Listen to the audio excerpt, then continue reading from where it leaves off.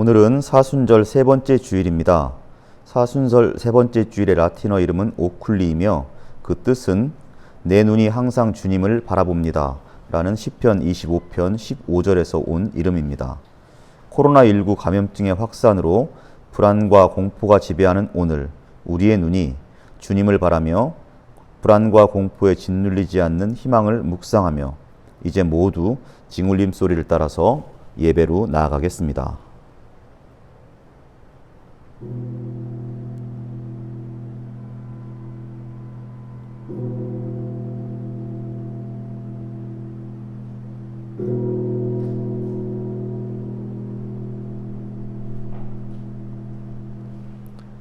여호와의 친밀함이 경외하는 자들에게 있으며 그 언약을 저희에게 보이시리로다. 내 눈이 항상 여호와를 앙망함은 내 발을 그물에서 벗어나게 하실 것이미로다. 주님, 우리 예배에 임재하여 주십시오. 부디 오늘 우리의 예배가 주님께 우리의 시선을 고정하는 시간이 되게 하셔서 불안과 공포의 시간 속에서도 그 불안과 공포에 눌리지 않는 희망을 발견하게 하옵소서. 주 예수 그리스도의 이름으로 비옵나이다. 아멘.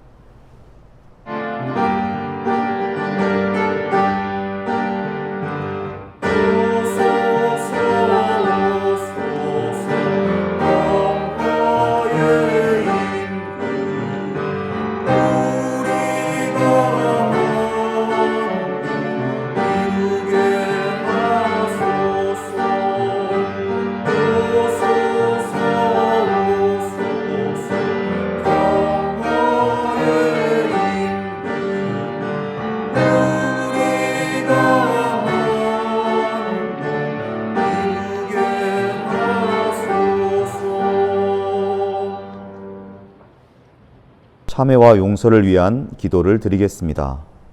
주님, 코로나19 감염증의 확산으로 온 나라가, 온 세계가 불안과 공포에 휩싸이고 있습니다. 우리의 신앙이 과연 모두를 지배하는 불안과 공포의 시간 속에서도 그 불안과 공포에 무너지지 않는 참된 희망을 발견할 수 있을지 돌아보는 시간을 갖게 해 주십시오. 불안과 공포에 너무도 취약하게 무너지는 우리의 약한 영혼과 육체를 고백하오니 우리의 약함을 불쌍히 여겨 주십시오.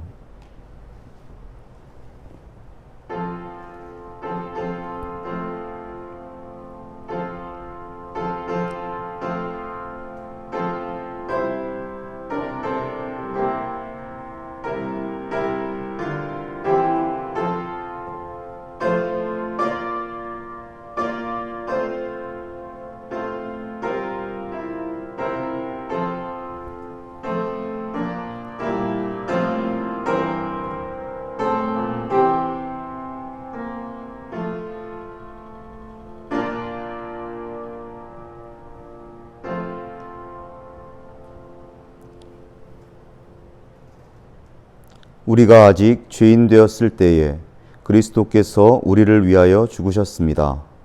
이리하여 하나님께서는 우리에 대한 자기의 사랑을 실증하셨습니다. 그러므로 지금 우리가 그리스도의 피로 의롭게 되었으니 그리스도로 말미암아 하나님의 진노에서 구원을 얻으리라는 것은 더욱 확실합니다. 아멘. 오라 우리가 여호와께 노래하며 우리 구원의 반석을 향하여 즐거이 부르자. 우리가 감사함으로 그 앞에 나아가며 시로 그를 향하여 즐거이 부르자. 대저 여호와는 크신 하나님이시요 모든 신위의 크신 왕이시로다. 땅의 깊은 곳이 그 위에 있으며 산들의 높은 것도 그의 것이로다. 바다가 그의 것이라 그가 만드셨고 육지도 그의 손이 지으셨도다.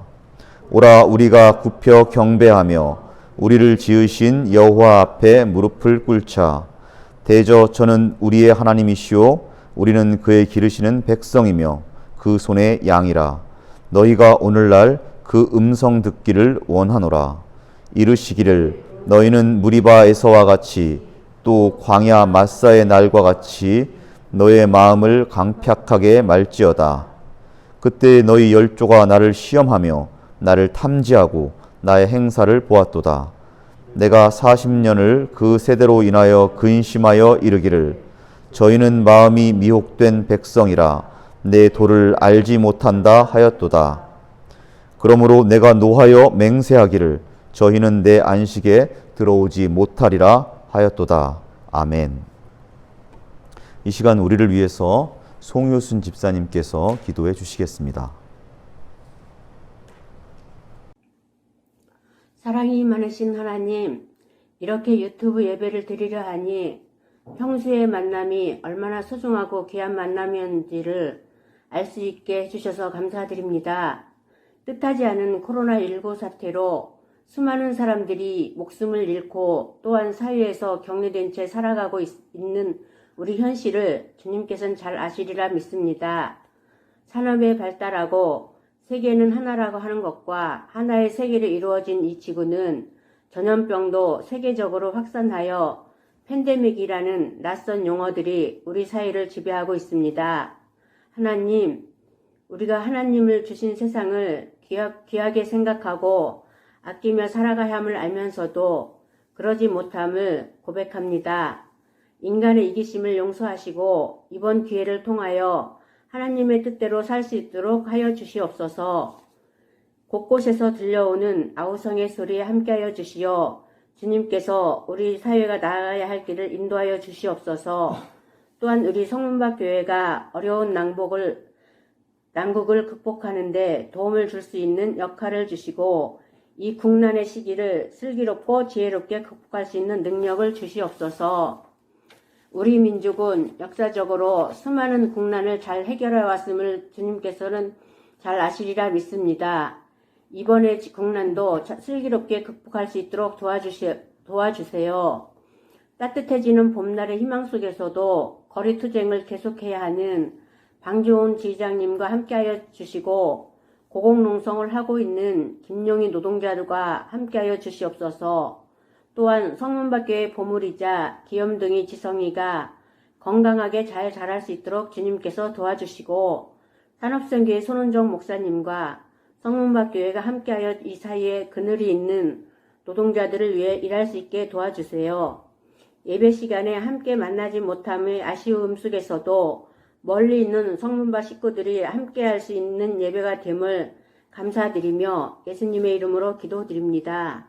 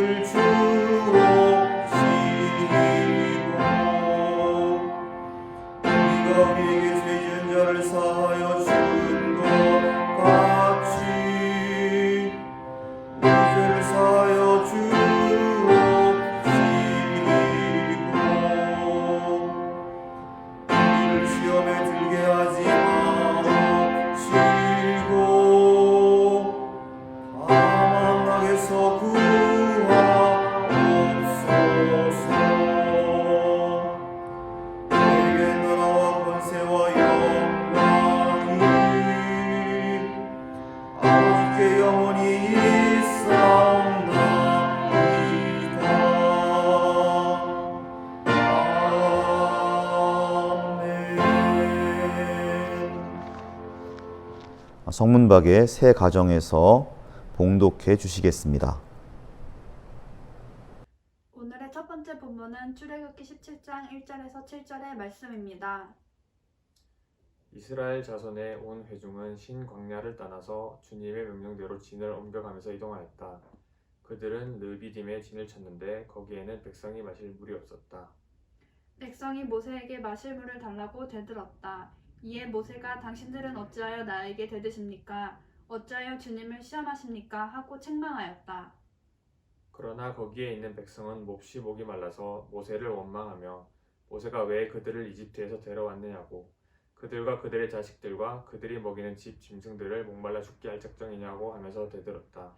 모세가 주님께 부르짖었다. 이 백성을 제가 어떻게 해야 합니까? 그들은 지금이라도 곧 저를 돌로 쳐서 죽이려고 합니다. 주님께서 모세에게 말씀하셨다. 너는 이스라엘 장로들을 데리고 이 백성보다 앞서서 가거라. 그리고 나일강을 친 그 지팡이를 손에 들고 가거라. 이제 내가 저기 호렙산 바위 위에서 너희 앞에 서겠으니 너는 그 바위를 쳐라. 그러면 거기에서 이 백성이 마실 물이 터져 나올 것이다. 모세가 이스라엘 장로들이 보는 앞에서 하나님이 시키신 대로 하였다. 이스라엘 자손이 거기에서 주님께 대들었다고 해서 사람들을 그곳의 이름을 머리바라고도 하고, 또 거기에서 주님께서 우리 가운데 계시는가 안 계시는가 하면서 주님을 시험하였다고 해서 그곳의 이름을 마사라고도 한다. 이는 하나님의 말씀입니다.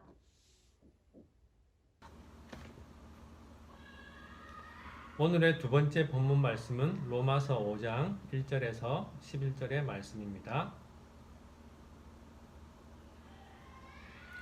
그러므로 우리는 믿음으로 의롭다 하심을 받았으므로 우리 주 예수 그리스도로 말미암아 하나님과 더불어 평화를 누리고 있습니다.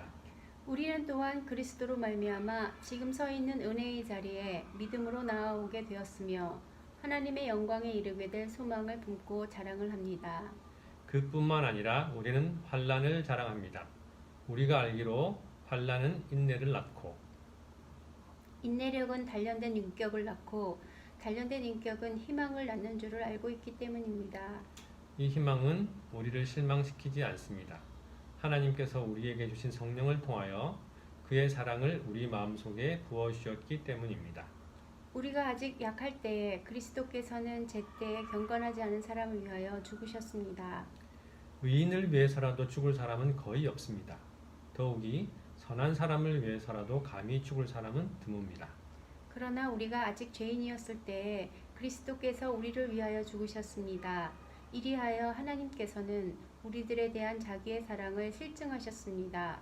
그러므로 지금 우리가 그리스도의 피로 의롭게 되었으니 그리스도로 말미암아 하나님의 진노에서 구원을 얻으리라는 것은 더욱 확실합니다.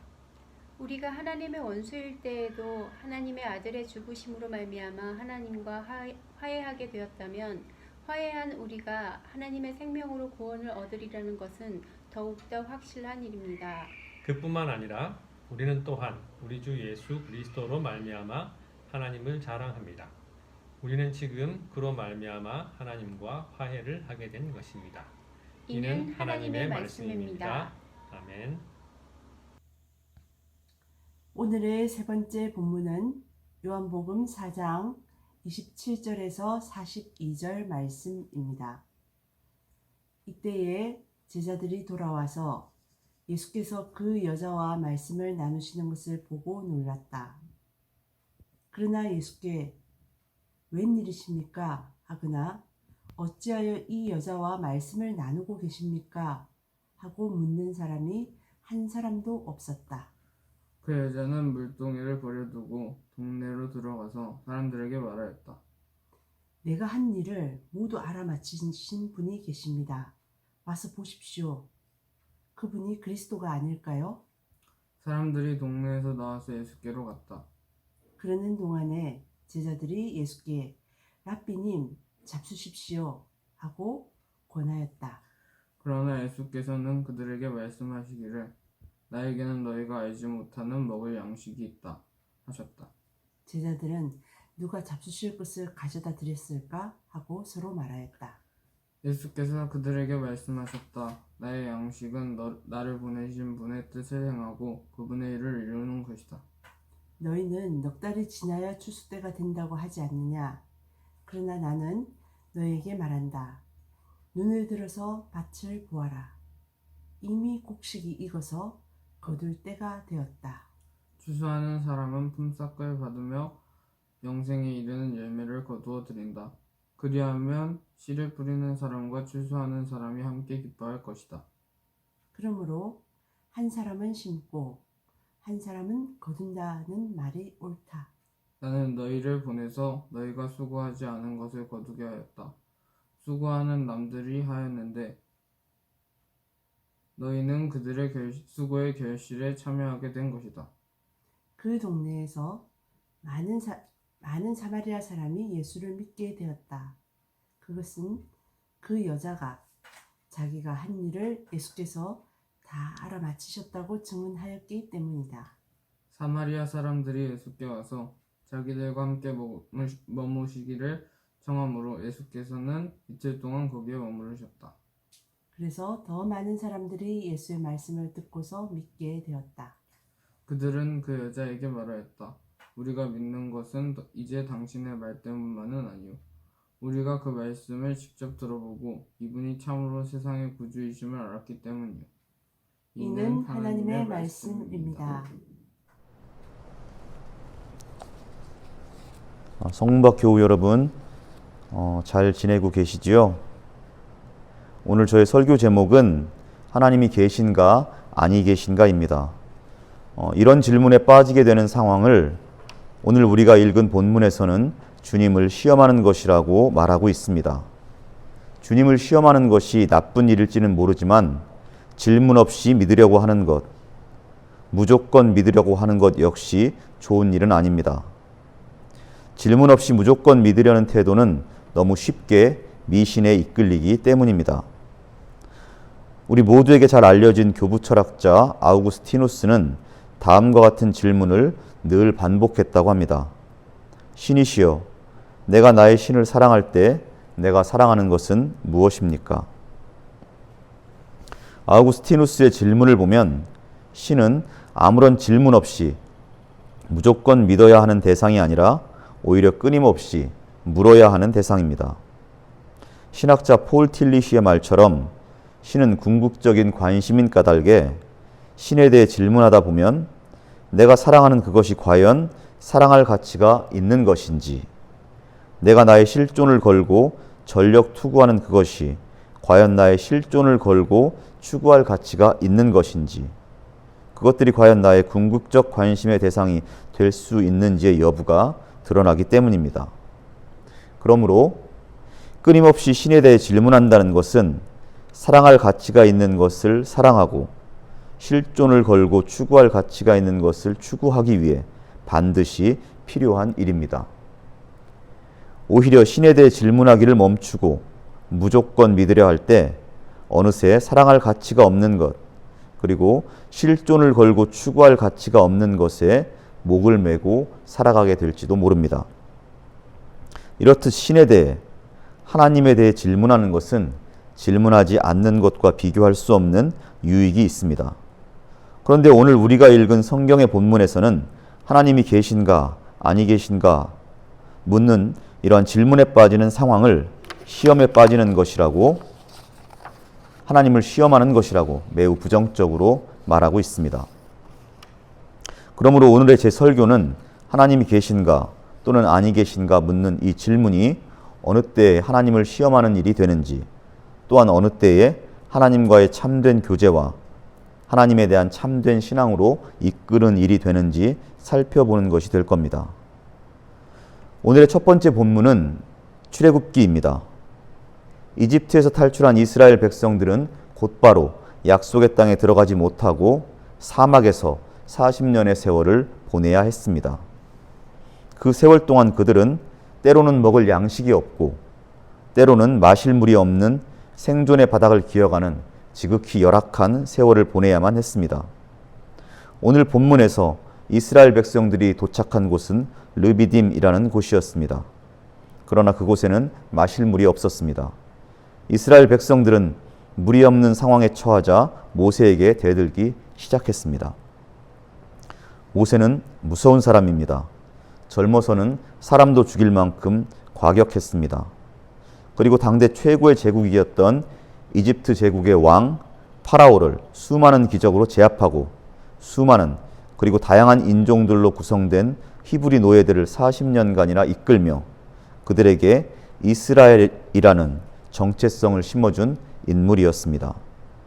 사람들은 감히 모세의 얼굴을 마주 보지도 못할 만큼 그의 카리스마가 대단했기 때문에 모세는 자기 얼굴을 수건으로 가려야 했을 정도였습니다. 그런 모세에게 백성들이 대들기 시작했습니다. 사막에서 물이 없다는 것은 보통 상황이 아닙니다. 거의 죽음을 눈앞에 둔 상황입니다. 죽을지도 모른다는 불안에 사로잡히자 사람들은 이성을 잃어가기 시작했습니다. 상황을 조금만 더 방치하면 폭동이 일어나 모세를 돌로 칠 기세였습니다. 모세는 백성을 책망했습니다. 어찌하여 나에게 대드십니까? 어찌하여 주님을 시험하십니까? 우리가 읽는 새번역 성경은 하나님을 제외하고는 모세도 예수님도 반말을 하지 않습니다. 그러나 모세와 같은 지도자가 폭동이 일어날지도 모르는 일촉즉발의 상황에서 저와 같은 경어체로 말했을 것이라고는 생각하기 어렵습니다. 모세의 책망에도 백성이 수그러지지 않고 오히려 더 거세게 일어나 폭동을 일으켜 실제로 모세를 돌로 치려는 험악한 상황이 전개되자 모세는 주님께 부르짖었습니다. 이 백성을 제가 어떻게 해야 합니까? 그들은 지금이라도 곧 저를 돌로 쳐서 죽이려고 합니다. 그의 기도는 비명에 가까운 것이었습니다. 그러자 하나님께서 응답해 주셨습니다. 호렙산의 바위를 너는 지팡이로 쳐라. 그러면 백성들이 마실 물이 터져 나올 것이다. 모세는 하나님의 말씀대로 호렙산의 바위를 지팡이로 내리쳤습니다. 그러자 물이 터져 나와 백성들은 또 한 번 생존의 위협을 모면할 수 있었습니다. 이 사건을 기억하기 위해 이곳의 이름을 시험했다라는 뜻을 가진 마사라고 또는 백성이 다투었다라는 의미를 가진 무리바라고 부르게 되었습니다. 이스라엘 백성이 이곳에서 하나님이 계신가 아니 계신가 하면서 주님을 시험했기 때문이라고 성경이 전해주고 있습니다. 생존이 위협받는 상황에서 하나님이 계신가 아니 계신가 하는 질문은 매우 당연한 질문입니다. 이것은 마치 극심한 고통 속에서 죽어가는 사람이 지르는 단말마의 비명과도 같습니다. 예수님조차 극심한 고통 속에서 나의 하나님 어찌하여 나를 버리시나이까 하면서 소리 지르기도 하셨습니다. 그러나 이러한 질문이 단말마의 비명에 그치지 않고 하나님에 대한 신앙을 결정하는 기준이 된다면 하나님에 대한 신앙이 나의 불안을 진정시켜주는 방어 기제가 된다면 신앙은 어느새 미신으로 전락하게 됩니다. 미신으로 전락한 신앙은 인간의 이성을 파괴합니다. 모든 이성적 판단력을 마비시킵니다. 미신으로 전락한 신앙은 하나님을 주인으로 섬기지 않습니다. 미신으로 전락한 신앙은 불안의 노예가 될 뿐입니다. 불안을 진정시켜 줄 수만 있다면 그것이 무엇인지 묻지도 따지지도 않고 믿겠다는 태도가 바로 미신이기 때문입니다. 사도행전 17장을 보면 사도 바울이 그리스 아테네의 아레오바고 광장에 서서 그리스인들의 종교성을 비판하는 장면이 나옵니다. 그 장면을 다음과 같이 성경은 전해주고 있습니다. 바울이 아레오바고 가운데 서서 말하되 아덴 사람들아 너희를 보니 범사에 종교성이 많도다. 내가 두루 다니며 너희의 위하는 것들을 보다가 알지 못하는 신에게 라고 새긴 단도 보았노라. 종교성이 많다는 말은 미신적이라는 말입니다. 그리스인들이 만든 신전 중에는 모든 신들을 위한 신전, 곧 만신전이 있었고 그 신전 안에는 알지 못하는 신에게 바치는 제단조차 있었습니다. 사도 바울이 그리스인들의 종교성을 미신이라고 비판한 것은 그들의 종교성이 그들의 불안을 진정시키기 위한 목적에서 발현되고 있다는 것 때문이었습니다. 그들은 그들의 삶을 둘러싸고 있는 불안을 잠재울 수만 있다면 그 어떤 것이라도 신으로 섬길 준비가 되어 있었습니다. 심지어 알지 못하는 그 어떤 신에게조차 묻지도 따지지도 않고 경배를 바칠 준비가 되어 있었습니다. 사도 바울이 미신이라고 비판하는 것은 특정한 종교들이 아닙니다. 오히려 종교를 대하는 인간의 태도입니다. 인간이 만약 자신의 불안을 진정시키기 위한 목적으로 신앙을 가진다면 그가 어떤 종교를 가지건 심지어 그가 기독교를 자신의 종교로 가진다 하더라도 그의 신앙은 미신에 불과하다는 것이 바울의 종교 비판입니다. 이스라엘 자손이 마사와 무리바에서 하나님이 과연 우리와 함께 계시는가 아니 계시는가 모세와 다투며 제기했던 이 질문은 하나님에 대한 질문이 아니었습니다. 그것은 무엇이 우리의 궁극적 관심의 대상이 되어야 하는가라는 질문이 아니었습니다. 그것은 오히려 자신의 필요가 채워지지 않음에서 오는 그 불안을 잠재워 주는 것이라면 그 무엇이든 하나님으로 섬길 수 있다는 그들 자신의 미신성을 드러낸 사건이었습니다. 그러나 이스라엘 백성들이 하나님을 시험했다고 해서 그들 자신의 미신성을 드러냈다고 해서 그들이 반드시 나쁜 것은 아닙니다. 그들은 여전히 하나님을 찾고 있는 과정, 하나님을 알아가는 과정 속에 있었던 겁니다. 그리고 그들은 마사와 무리바에서 우리는 하나님을 시험했고 하나님과 다투었다고 그들 자신의 미숙함, 그들 자신의 미신성을 진솔하게 고백하고 있기 때문입니다. 그리고 그것을 역사의 기록으로 남기고 있기 때문입니다. 자신의 미숙함, 미신성을 진솔하게 고백하고 역사의 기록으로 남김으로써 이미 그들은 자신의 미숙함과 미신성을 넘어가고 있었습니다. 광야 시절 이스라엘 백성들이 하나님과 평화를 누리지 못하고 다투고 시험했다면 오늘의 두 번째 본문 로마서 5장에서 바울은 하나님과 누리는 평화에 대해 이야기합니다. 하나님과 누리는 평화라는 것은 더 이상 삶의 불안을 제거하기 위한 목적으로 하나님을 신앙하지 않는다는 것을 의미합니다. 삶을 위협하는 불안은 영원히 떠나가지 않지만 하나님에 대한 신뢰 속에서 살아가는 것이 곧 하나님과 누리는 평화를 의미합니다. 삶의 불안이 떠나가지 않음에도 불구하고 하나님을 신뢰하고 하나님과의 평화를 누리며 어느 날 불청객처럼 들이닥쳐 내 삶을 온통 혼란과 위기에 빠뜨리는 환난조차도 이전과 전혀 다른 차원에서 받아들이게 되었음을 고백하고 있습니다. 본문 3절과 4절에서처럼 환난은 인내는 단련된 인격은 희망을 낳게 된다고 고백하고 있습니다. 그리고 이 희망은 결코 우리를 실망시키지 않을 것이라고 말하고 있습니다. 그럴 수밖에 없습니다. 환난을 피하지 않고 환난을 통과하여 발견하는 희망은 더 이상 그 환난을 두려워하는 희망이 아니기 때문입니다. 환난을 피하지 않고 환난을 통하여 발견하는 희망, 그 어떤 환난에 의해서도 결코 무너지지 않는 희망은 하나님과의 평화로부터 주어집니다. 그리고 하나님과의 평화는 하나님을 시험하지 않는 하나님에 대한 신뢰로부터 나옵니다. 환난에 무너지지 않는 희망은 하나님과의 평화로부터 나오고 하나님과의 평화는 하나님에 대한 신뢰로부터 나오며 하나님에 대한 신뢰는 하나님에 대한 사랑을 경험할 때 구축됩니다.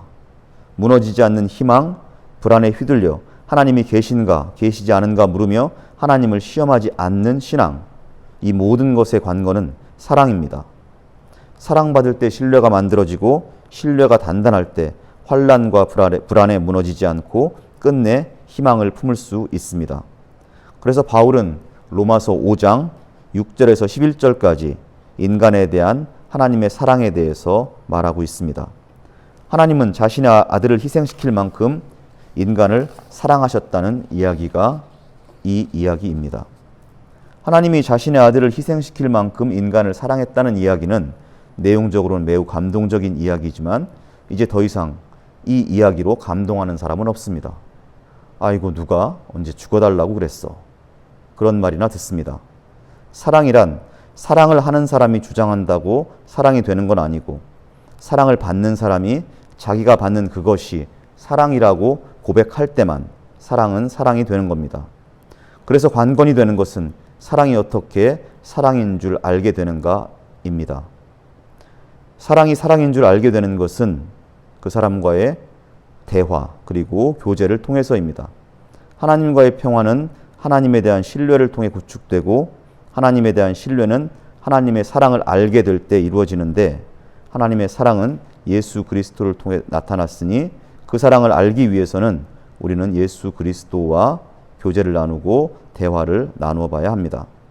오늘의 세 번째 본문은 예수 그리스도와의 대화를 통해서 인식의 지평이 확대되고 결국 하나님의 사랑을 확신하게 되는 이야기를 소개하고 있습니다.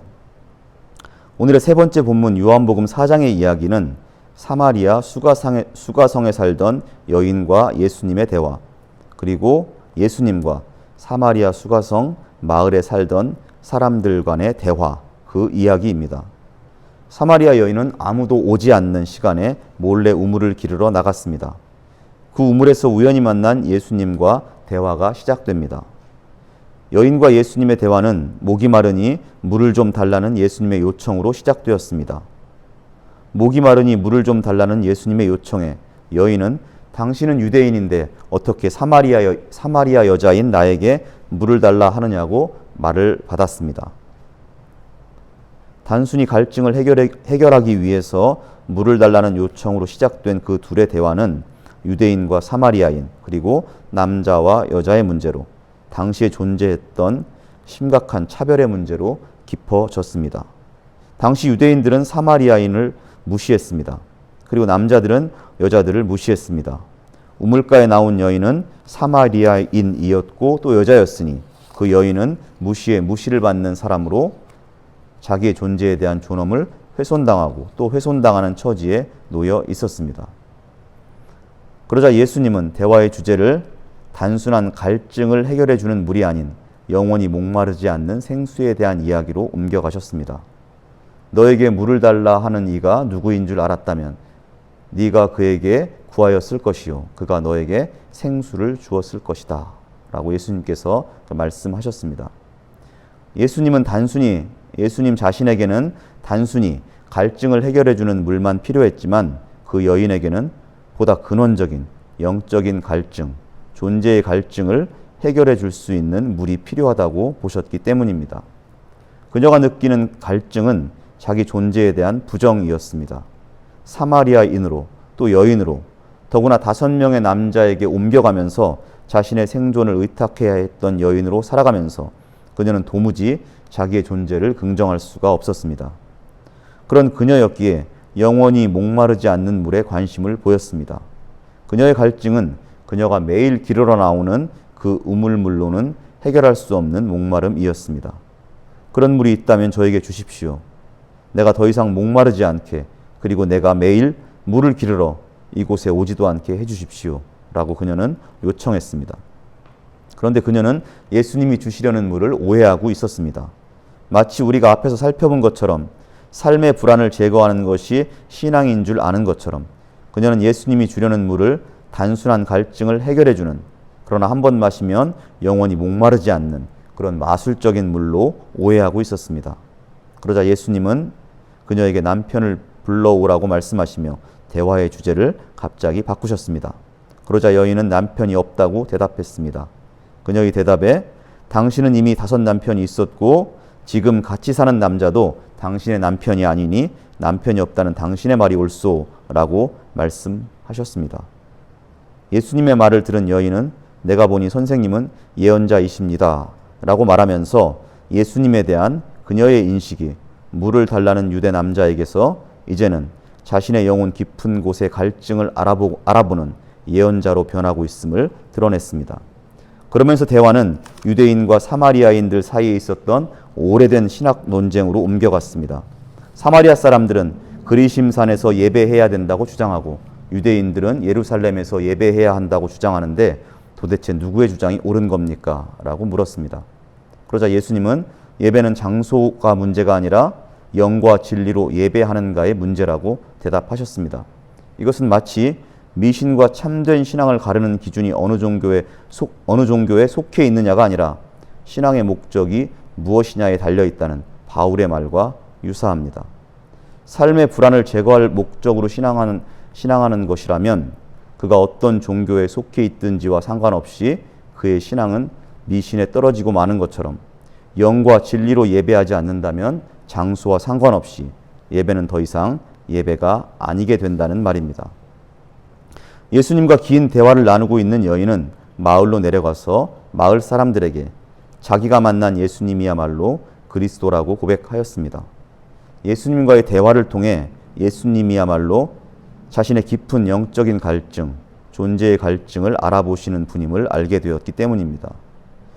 그리고 예수님과의 대화를 통해 인간의 존엄이 사마리아 땅이나 유대 땅이라고 하는 장소에 국한될 수 없고 또한 남자와 여자라는 성별에 제한될 수도 없다는 인식에 이르게 되었기 때문입니다.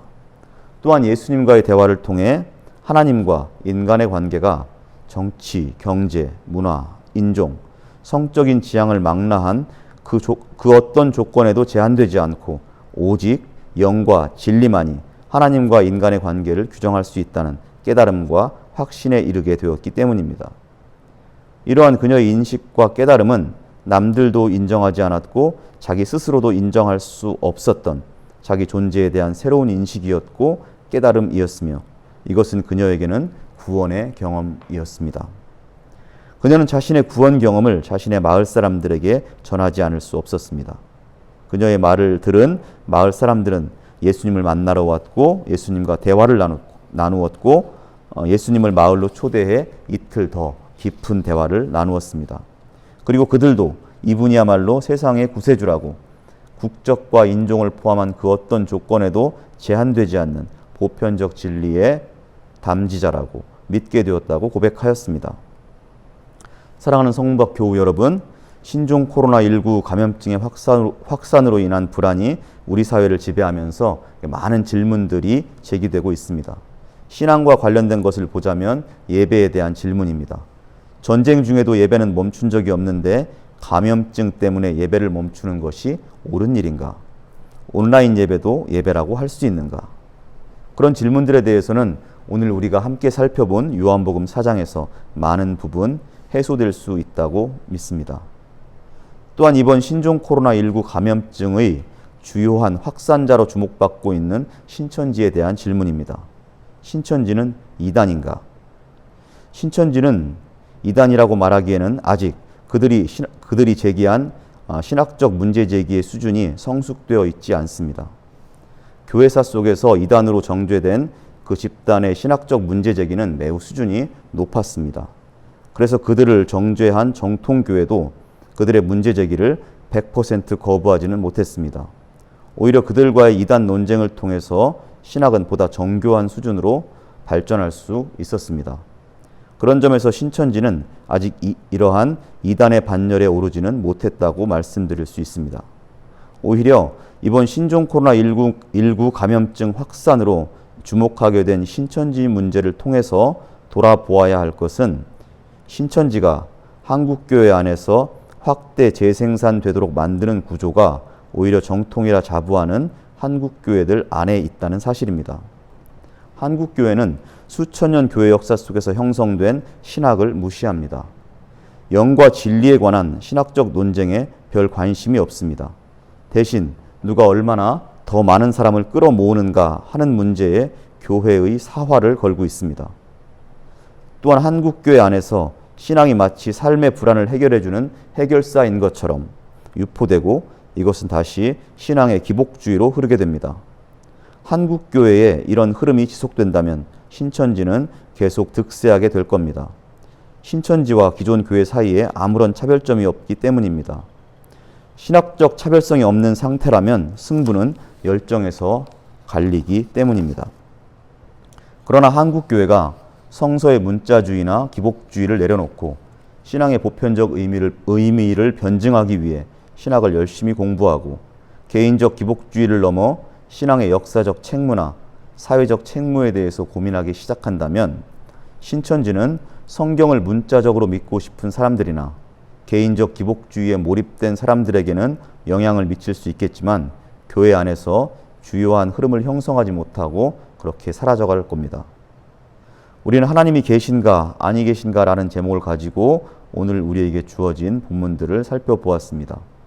하나님이 계신가 아니 계신가라는 이 질문이 만약 하나님이 나의 필요를 채워주는 존재이며 내게 닥치는 삶의 불안을 해결해주는 존재라는 결론을 내려놓고 묻는 질문이라면 이러한 질문은 우리의 신앙을 미신으로 이끌어가게 될 겁니다. 그러나 하나님이 계신가 아니 계신가라는 질문이 현재의 내가 사랑하는 것, 현재의 내가 얻기 위해 전력 투구하는 그 삶의 내용을 돌아보기 위한 질문이 된다면 이 질문은 우리의 삶을 사랑할 가치가 있는 것을 사랑하는 삶으로 그리고 자기의 실존을 걸어둘 가치가 있는 것에 자신의 실존을 거는 삶으로 이끌어가게 될 겁니다. 하나님이 계신가 아니 계신가라는 질문이 우리의 신앙과 실존에 유익을 주는 질문이 되려면 우리의 신앙적 관심이 우리의 불안을 해소하기 위한 것이 아니라 하나님과의 평화로 나아가야 합니다. 또한 하나님과의 평화를 이루기 위해 하나님을 신뢰하는 것으로 나아가야 합니다. 그리고 하나님을 신뢰하기 위해 하나님을 사랑하는 것으로 나아가야 합니다. 그리고 하나님의 사랑을 경험하는 것으로 나아가기 위해 우리는 우리에 대한 하나님의 사랑이 드러났다고 고백되는 예수 그리스도 사건에 주목하는 것으로 성경이 증언하고 있는 예수 그리스도에 대한 묵상을 통해 예수 그리스도와의 대화와 교제로 나아가야 됩니다. 2020년 사순절을 보내는 우리에게 이 사순절 사건 속에서 드러난 우리를 향한 하나님의 사랑을 묵상하며 그 사랑을 확신하게 되는 은혜가 있기를 기도합니다. 기도하겠습니다. 주님, 우리 사회를 뒤덮고 있는 불안을 주목하게 해주십시오. 불안을 대하고 있는 나 자신의 모습에 주목하게 하옵소서. 불안과 신앙의 관계를 또한 묵상하게 하옵소서. 이러한 묵상을 통해 우리가 당하는 이 환난과 불안의 시간이 우리에게 인내를 이루고 단련된 인격을 이루고 또한 환난과 불안이 파괴하지 못하는 참된 희망을 발견하는 시간이 되게 하옵소서. 사랑하는 성도와 교우들이 어느 곳에 있더라도 그의 영혼과 육체가 상하지 않도록 지켜주십시오. 어떠한 환난과 불안이 파괴하지 못하는 참된 평화가 사랑하는 성도와 교우들과 함께하기를 주 예수 그리스도의 이름으로 기도하옵나이다. 아멘.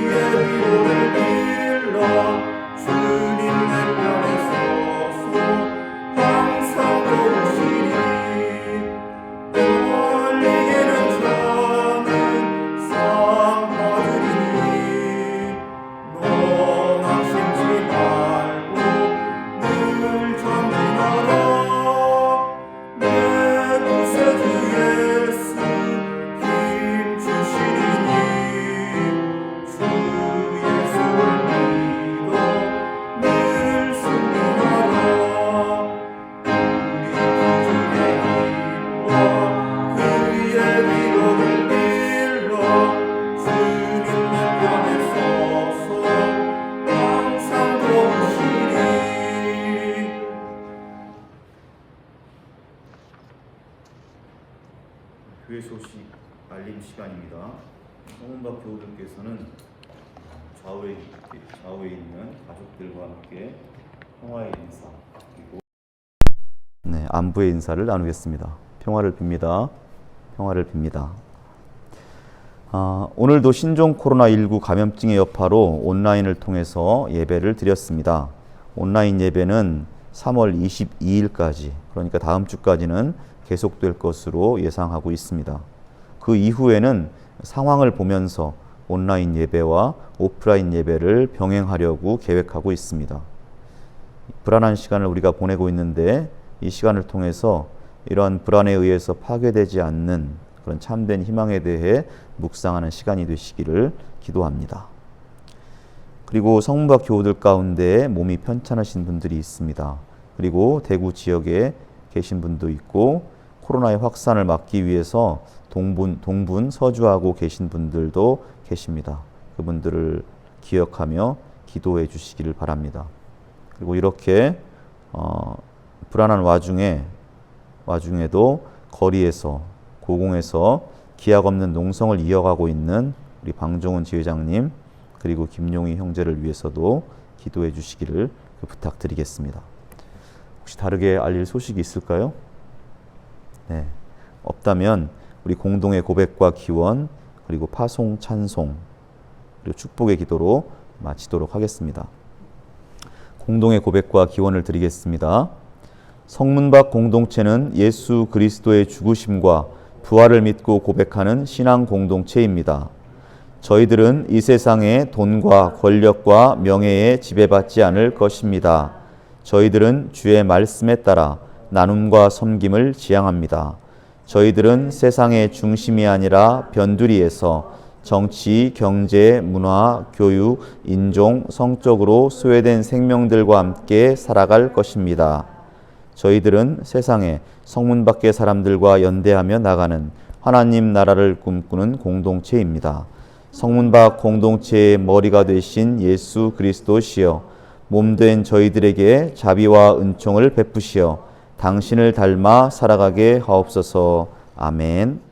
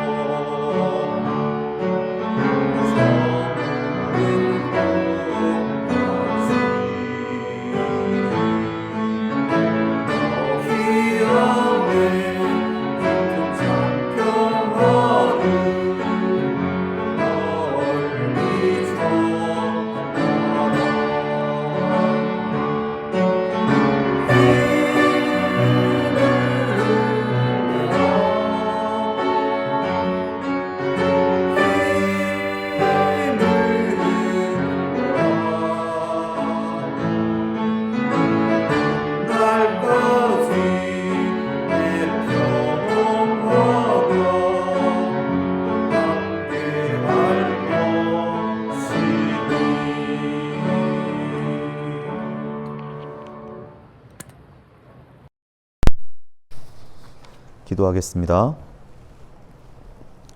주 예수 그리스도의 은혜와 하나님의 사랑과 성령을 통한 아름다운 교제와 소통의 역사가 불안한 시간 속에서 너무 쉽게 자기 목소리를 잃어버리고 있는 사회적 약자들과 함께 하시며, 또한 주의 사랑하는 성문밖 교우들 한 사람 한 사람 모두의 삶 속에 영원히 함께 계시기를 간절히 비옵나이다.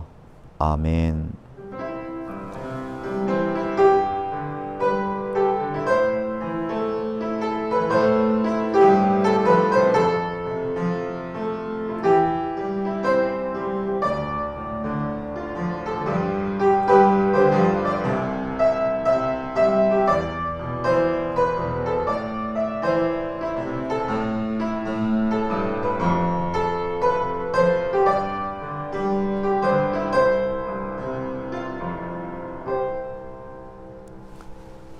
네, 이상으로 성문박교회 예배를 마치겠습니다.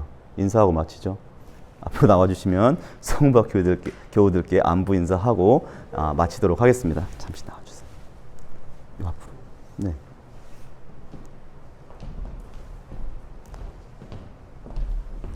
성문박교회 식구들 모두 건강하십시오. 건강하세요. 네, 됐습니다.